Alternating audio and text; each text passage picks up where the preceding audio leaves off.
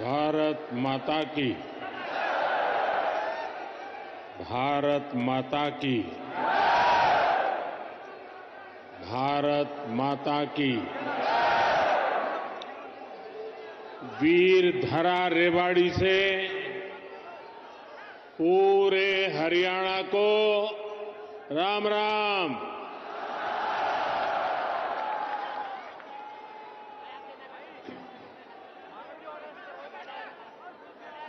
मैं जब भी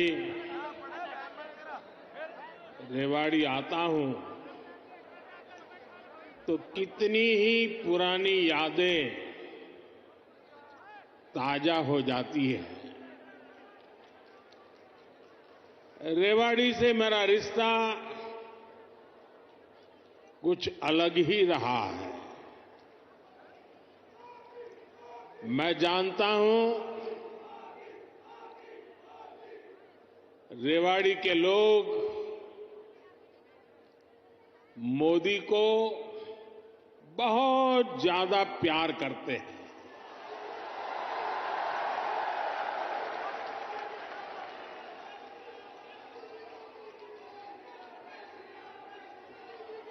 और अभी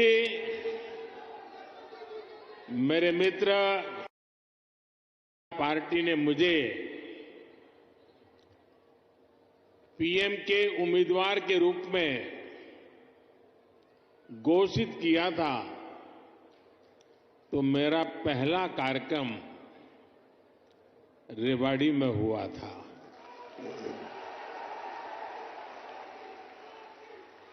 और उस समय रेवाड़ी ने 272 पार का आशीर्वाद दिया था और आपका वो आशीर्वाद सिद्धि बन गया।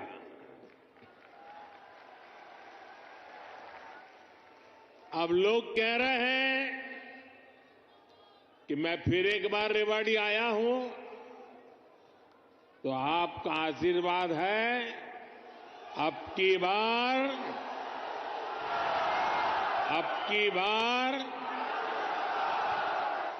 बार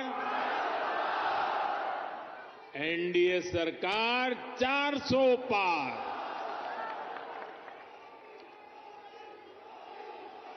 साथियों, लोकतंत्र में सीटों का महत्व तो है ही, लेकिन मेरे लिए उसके साथ साथ जनता जनार्दन का आशीर्वाद ये मेरे लिए बहुत बड़ी पूंजी है।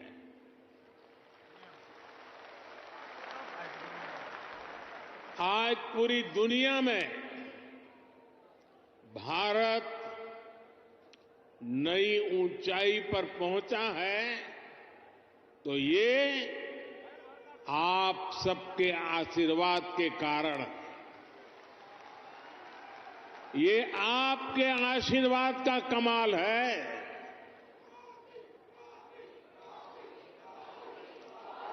मैं कल ही 2 देशों की यात्रा के बाद देर रात हिंदुस्तान लौटा हूं। यूएई और कतर में जिस प्रकार का आज भारत को सम्मान मिलता है, हर कोने से भारत को शुभकामनाएं मिलती हैं, वो सम्मान सिर्फ मोदी का नहीं है, वो सम्मान हर भारतीय का है, आप सबका है।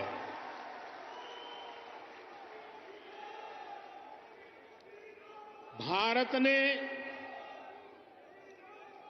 G20 का सफल सम्मेलन किया, तो ये आपके आशीर्वाद से हुआ। भारत का तिरंगा चंद्रमा पर वहां पहुंचा जहां कोई नहीं पहुंच सका, तो ये आपके आशीर्वाद से हुआ। 10 वर्षों में भारत 11वें नंबर से ऊपर उठकर 5वें नंबर की आर्थिक महाशक्ति बना, ये भी आपके आशीर्वाद से हुआ।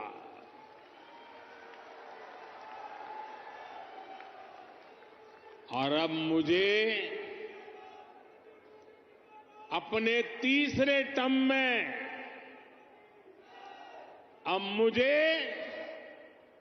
आने वाले सालों में भारत को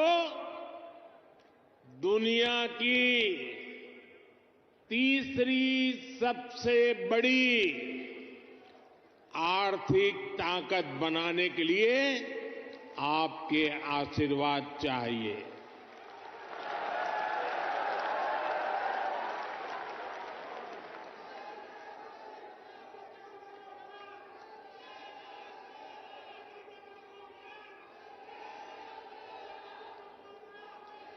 हरियाणा के मेरे भाई और बहनों, विकसित भारत बनाने के लिए हरियाणा का विकसित होना भी बहुत जरूरी है। और हरियाणा तभी विकसित होगा जब यहां आधुनिक सड़कें बनेगी। हरियाणा तभी विकसित होगा जब यहां रेलवे का आधुनिक नेटवर्क होगा। हरियाणा तभी विकसित होगा जब यहां बड़े और अच्छे अस्पताल होंगे। थोड़ी देर पहले ही मुझे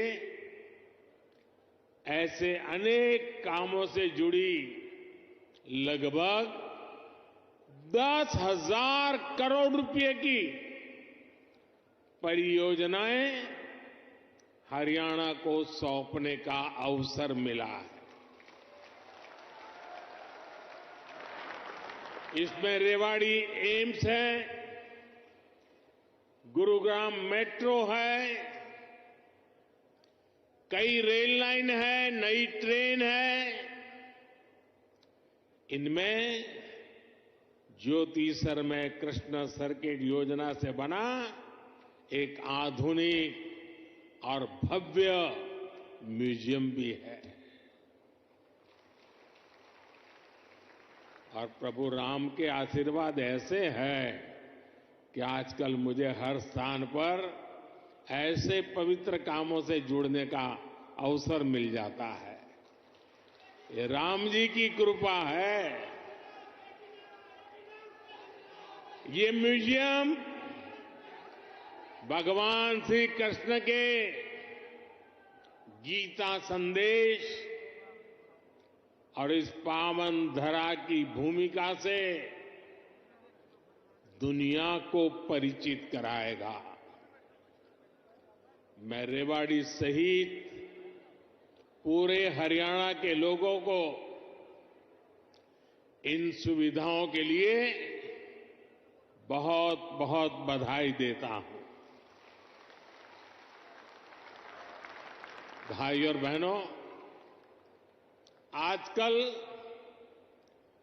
देश और दुनिया में मोदी की गारंटी की बहुत चर्चा है।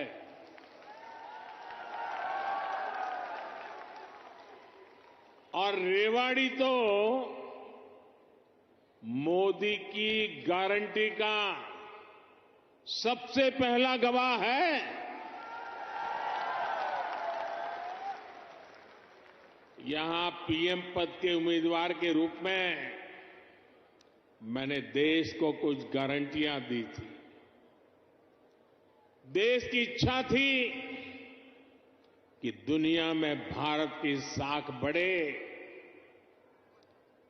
ये हमने करके दिखाया। देश की इच्छा थी कि अयोध्या में प्रभु राम का भव्य मंदिर का निर्माण हो। आज पूरा देश भव्य राम मंदिर में विराजे रामलला के दर्शन कर रहा है। और तो और कांग्रेस के लोग, जो लोग हमारे भगवान राम को काल्पनिक बताते थे, जो कभी नहीं चाहते थे कि अयोध्या में प्रभु राम का मंदिर बने, वो भी अब जय सिया राम बोलने लगे हैं।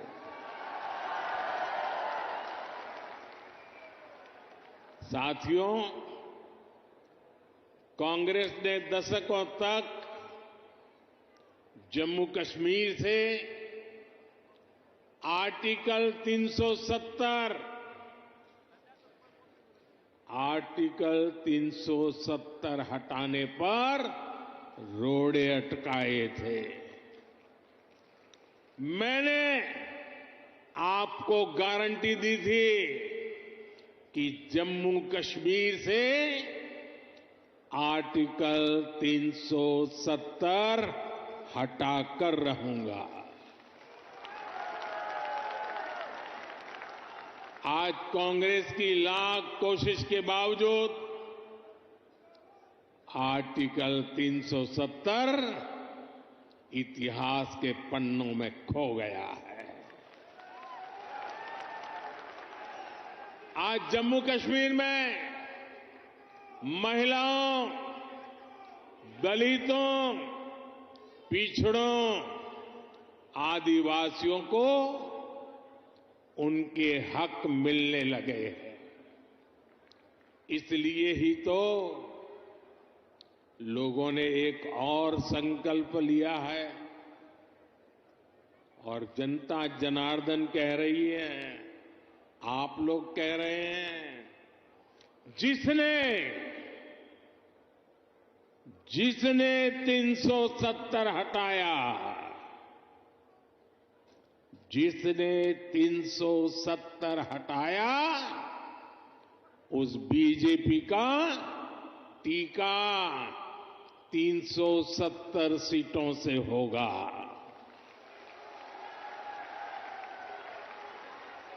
बीजेपी के 370 ही पहुंचाएंगे एनडीए को 400 पार। साथियों, यही रेवाड़ी में मैंने पूर्व सैनिकों को वन रैंक वन पेंशन लागू करने की गारंटी दी थी। कांग्रेस वाले सिर्फ 500 करोड़ रुपए दिखाकर वन रैंक वन पेंशन लागू करने का झूठ बोलते थे। रेवाड़ी की वीर धरा से लिया गया वो संकल्प मैंने आपके आशीर्वाद से पूरा किया। अभी तक ओआरओपी के तहत, वन रैंक वन पेंशन के तहत पूर्व सैनिकों को करीब करीब 1 लाख करोड़ रुपए मिल चुके हैं और इसके बड़े लाभार्थी हरियाणा के भी पूर्व सैनिक रहे हैं। सिर्फ रेवाड़ी के ही सैनिक परिवारों की बात करूं तो उन्हें ओआरओपी से 600 करोड़ रुपए से ज्यादा मिले हैं। आप मुझे बताइए, जितना पैसा रेवाड़ी के सैनिक परिवारों को मिल रहा है, उससे भी कम कांग्रेस ने पूरे देश के पूर्व सैनिकों के लिए बजट में रखा था, सिर्फ 500 करोड़। ऐसे झूठ और धोखेबाजी के कारण ही कांग्रेस को देश ने नकार दिया है। साथियों, मैंने रेवाड़ी वासियों को, हरियाणा के परिजनों को यहां एम्स बनाने की भी गारंटी दी थी। आज यहां एम्स के निर्माण की प्रक्रिया शुरू हो गई है और हमारे राव इंद्रजीत तो इस काम के लिए लगातार, वो बोलते कम है लेकिन जो तय करे उसके पीछे लगे रहते हैं। आज एम्स का शिलान्यास हुआ है तो मेरी गारंटी की, और मैं आपको कहूंगा कि आज उसका शिलान्यास किया है और लोकार्पण भी हम ही करेंगे।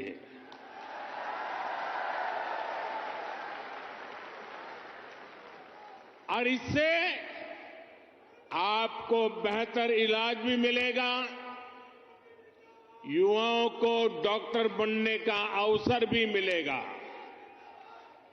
और रोजगार, स्वरोजगार के भी अनेक अवसर बनेंगे। रेवाड़ी में देश का 22वां एम्स बन रहा है। पिछले 10 वर्षों में 15 नए एम्स स्वीकृत किए जा चुके हैं। आजादी के बाद से लेकर 2014 तक देश में करीब 380 मेडिकल कॉलेज बने थे। बीते 10 वर्षों में 300 से अधिक नए मेडिकल कॉलेज बने हैं। हरियाणा में भी हर जिले में कम से कम एक मेडिकल कॉलेज बनाने का काम तेजी से चल रहा है। साथियों, मैं ऐसी अनेक गारंटियां गिना सकता हूं जो देशवासियों के आशीर्वाद से पूरी हो चुकी है। लेकिन कांग्रेस का ट्रैक रिकॉर्ड क्या है? कांग्रेस का ट्रैक रिकॉर्ड देश की आधे से अधिक आबादी को दशकों तक छोटी छोटी जरूरतों से दूर रखना का है, तरसाने का है। कांग्रेस का ट्रैक रिकॉर्ड सिर्फ एक परिवार के हित को देश और देशवासियों के हित से ऊपर रखने का है। कांग्रेस का ट्रैक रिकॉर्ड इतिहास के सबसे बड़े घोटालों का है। कांग्रेस का ट्रैक रिकॉर्ड आतंकवाद और अलगाववाद को बढ़ावा देने का है। कांग्रेस का ट्रैक रिकॉर्ड सेना और सैनिक दोनों को कमजोर करने का है। ये बातें याद रखनी जरूरी है क्योंकि आज भी कांग्रेस की टीम वही है, नेता वही है, नीयत वही है और उन सब की निष्ठा एक ही परिवार के लिए है। तो नीति भी तो वही होगी जिसमें लूट है, भ्रष्टाचार है, बर्बादी है। साथियों, कांग्रेस सोचती है कि सत्ता में रहना उसका जन्मसिद्ध अधिकार है। इसलिए गरीब का ये बेटा जब से पीएम बना है, ये एक के बाद एक मेरे खिलाफ साजिशें करते जा रहे हैं। लेकिन ईश्वर रूपी जनता जनार्दन का आशीर्वाद मेरे साथ है। कांग्रेस की हर साजिश के सामने जनता जनार्दन ढाल बनकर खड़ी हो जाती है। जितना ज्यादा कांग्रेस साजिशें करती है, उतना ही ज्यादा जनता मुझे मजबूत करती है, अपना आशीर्वाद देती है। इस बार भी कांग्रेस ने मेरे खिलाफ सारे मोर्चे खोल दिए हैं, लेकिन मेरे देश की जनता का सुरक्षा कवच, और जब जनता का सुरक्षा कवच होता है, जनता जनार्दन का आशीर्वाद होते हैं, माताएं बहनें ढाल बनकर के खड़ी होती हैं, तो संकटों से पार भी निकलते हैं और देश को आगे भी बढ़ाते हैं। और इसलिए आप सबके आशीर्वाद से हिंदुस्तान के कोने कोने में जो मैं अनुभव कर रहा हूं, इसलिए लोग कह रहे हैं एनडीए सरकार 400 पार, एनडीए सरकार, एनडीए सरकार, एनडीए सरकार। साथियों, एक परिवार के मोह में फंसी कांग्रेस, हरियाणा में वही हाल है, आज अपने इतिहास के सबसे दयनीय दौर से गुजर रही है। इनके नेता से अपना एक स्टार्टअप नहीं संभल रहा। ये लोग देश संभालने का सपना देख रहे हैं। आज कांग्रेस की हालत देखिए, कांग्रेस के पुराने नेता एक एक करके इनको छोड़कर जा रहे हैं। जिन्होंने कभी इनके साथ आने का इरादा किया था, वो भी इनसे भाग रहे हैं। आज स्थिति ये है कि कांग्रेस के पास अपने कार्यकर्ता तक नहीं बचे हैं। जहां कांग्रेस सरकार में है, वहां इनसे अपनी सरकारें भी नहीं संभल रही है। आज हिमाचल में लोगों को वेतन और पेंशन देने तक में मुश्किलें आ रही हैं। कर्नाटका में विकास की योजनाओं पर भी कांग्रेस सरकार काम नहीं कर पा रही है। भाई और बहनों, एक तरफ कांग्रेस का कुशासन है और दूसरी तरफ बीजेपी का सुशासन। यहां 10 वर्षों से डबल इंजन सरकार है। इसलिए गरीब कल्याण की जो भी योजनाएं मोदी ने बनाई है, उनके 100% अमल में हरियाणा अव्वल है।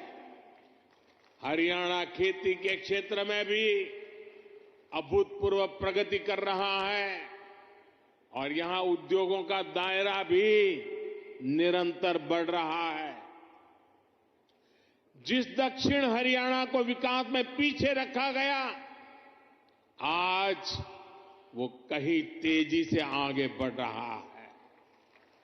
देश में रोड हो, रेल हो, मेट्रो हो, उनसे जुड़ी जो बड़ी परियोजनाएं हैं, वो इसी हिस्से से गुजर रही है। दिल्ली मुंबई एक्सप्रेसवे के, दिल्ली दौसा लालसोट के पहले चरण का उद्घाटन हो गया है। देश का सबसे लंबा एक्सप्रेसवे हरियाणा के गुरुग्राम, पलवल और नूंह जिलों से होकर गुजर रहा है। साथियों, 2014 से पहले हरियाणा में रेलवे के विकास के लिए हर वर्ष औसतन 300 करोड़ रुपए का बजट मिलता था। 300 करोड़ रुपए। इस वर्ष हरियाणा में रेलवे के लिए करीब करीब 3,000 करोड़ रुपए का बजट रखा गया है। अब देखिए कहां 300 करोड़ और कहां 3,000 करोड़, और ये अंतर पिछले 10 सालों में आया है। रोहतक, महम, हांसी, जिंद, सोनीपत जैसी नई रेल लाइनों और अंबाला, कैंट, दप्पर जैसी लाइनों के दोहरीकरण से लाखों लोगों का फायदा होगा। ऐसी सुविधाएं जब बनती है तो जीवन भी आसान होता है और कारोबार भी आसान होता है। भाई और बहनों, इस क्षेत्र में किसानों को पानी की बहुत समस्या रहती थी। राज्य सरकार ने इस समस्या के समाधान के लिए भी सराहनीय काम किया है। दुनिया की सैकड़ों बड़ी कंपनियां आज हरियाणा से चल रही हैं। इसमें बहुत बड़ी संख्या में नौजवानों को रोजगार मिला है। साथियों, हरियाणा कपड़ा और परिधान उद्योग में भी अपना नाम ऊंचा कर रहा है। देश से निर्यात होने वाले 35% से अधिक कालीन, करीब 20% परिधान हरियाणा में ही बनते हैं। हरियाणा के टेक्सटाइल उद्योग को हमारे लघु उद्योग आगे बढ़ा रहे हैं। पानीपत हथकरघा उत्पादों के लिए, फरीदाबाद कपड़ा उत्पादन के लिए, गुरुग्राम रेडीमेड गारमेंट के लिए, सोनीपत टेक्निकल टेक्सटाइल के लिए, तो भिवानी गैर बुने हुए वस्त्रों के लिए आज प्रसिद्ध है। पिछले 10 वर्षों में एमएसएमईज के लिए, लघु उद्योगों के लिए लाखों करोड़ रुपए की मदद केंद्र सरकार ने दी है। इससे पुराने लघु उद्योग, कुटीर उद्योग ये तो मजबूत हुए ही हैं, हरियाणा में हजारों नए उद्योग भी स्थापित हुए हैं। साथियों, रेवाड़ी तो विश्वकर्मा साथियों की कारीगरी के लिए भी जाना जाता है। यहां की पीतल की कारीगरी और हस्तकला बहुत मशहूर है। 18 व्यवसायों से संबंधित ऐसे पारंपरिक कारीगरों के लिए पहली बार पीएम विश्वकर्मा नाम से एक बड़ी योजना हमने शुरू की है। पीएम विश्वकर्मा योजना से देश भर में लाखों लाभार्थी जुड़ रहे हैं। भाजपा सरकार इस योजना पर 13,000 करोड़ रुपए खर्च करने जा रही है। ये योजना हमारे इन पारंपरिक कारीगरों और उनके परिवारों का जीवन बदलने वाली है। भाई और बहनों, मोदी की गारंटी उसके साथ है जिसके पास गारंटी देने के लिए कुछ भी नहीं है। देश के छोटे किसान के पास बैंकों को गारंटी देने के लिए कुछ नहीं था। मोदी ने उन्हें पीएम किसान सम्मान निधि की गारंटी दी। देश के गरीब, दलित, पिछड़े, ओबीसी परिवार के बेटे बेटियों के लिए बैंकों में गारंटी देने के लिए कुछ नहीं था। मोदी ने मुद्रा योजना शुरू की और बिना गारंटी का लोन देना शुरू किया। देश में अनेक साथी रेहड़ी, पटरी, ठेले पर छोटा मोटा कारोबार करते आए। दशकों से ये काम शहरों में ये साथी करते रहे हैं। इनके पास भी गारंटी देने के लिए कुछ नहीं था। पीएम स्वनिधि योजना से इनकी गारंटी भी मोदी ने ली है। साथियों, गांव की हमारी बहनों की स्थिति 10 वर्ष पहले तक क्या थी? बहनों का अधिकतर समय पानी के जुगाड़ में, खाना पकाने के लिए लकड़ी या दूसरे इंतजाम में लग जाता था। मोदी मुफ्त गैस कनेक्शन लेकर आया, घर तक पानी का नल लेकर के आया। आज हरियाणा के गांवों की मेरी बहनों को सुविधा हो रही है, समय बच रहा है। यही नहीं, इस समय का उपयोग बहनें अपनी कमाई बढ़ाने के लिए कर पाए, इसका भी इंतजाम किया गया है।